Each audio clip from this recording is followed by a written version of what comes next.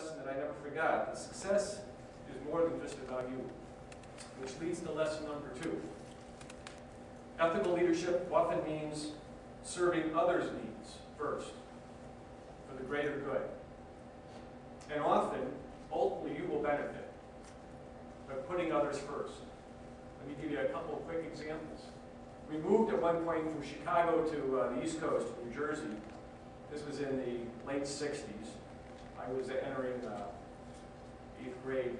My next oldest brother was 13 months younger than I was, very bright.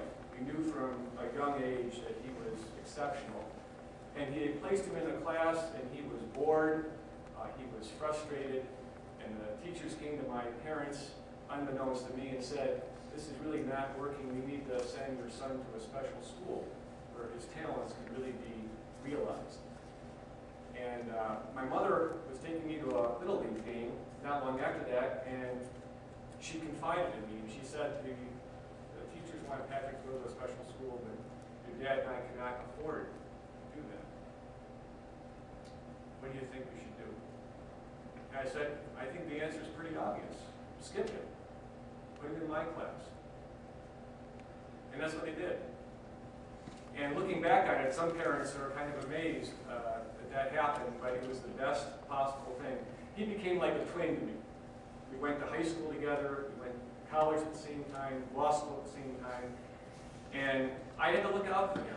He was kind of a scrawny little kid, and in high school in particular, we had to stick together.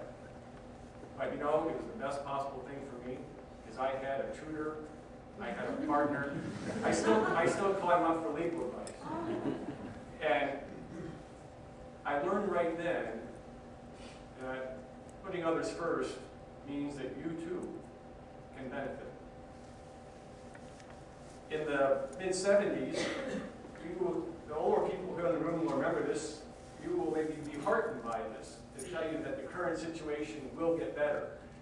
In the early 60s, early 70s, the stock market plummeted. It dropped in half, much like it is done today. And my father, at the time, like many Americans, had all of his savings in his company's stock pool. And in 2 years, he lost half his savings. And that's right when my brother and I were starting to apply to college. He was very honest with the two of us. He said, "There's enough money for some of you to go to college, but there's not enough for all 5 of you to go to college." So my brother and I got together and we said, "We'll find a solution." I applied to ROTC for a scholarship, and I was awarded a 4-year scholarship in exchange for 4 years of active service after college. And it was the best possible situation that I ever could have entered into. It's a win-win situation. I received the education I wanted. I could not have gone to Georgetown University without that ROTC scholarship. And the Army got, ultimately, a lawyer served in the Pentagon for 4 years. A third example, and for those of you who will be heading off to college soon or eventually, something to keep in mind, I had a lot of great experiences in college. Georgetown was a wonderful place to go to school at the time I was there. But the best experience, the most important experience I had in college was not the one you see at the top of the transcript or the resume. I had the chance to run a tutoring program where we had 100 Georgetown students get in minibuses one night a week, go across town to Capitol Hill area, and we worked at a housing project, tutoring children. It was called Sursum Corda, was the name of the project. Lift Up Your Hearts. And I learned more tutoring the children in that family for 2 years than I learned in any classroom.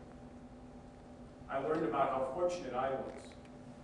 And the struggles that my parents had were nothing compared to what these families, often single mothers, had to go through every day.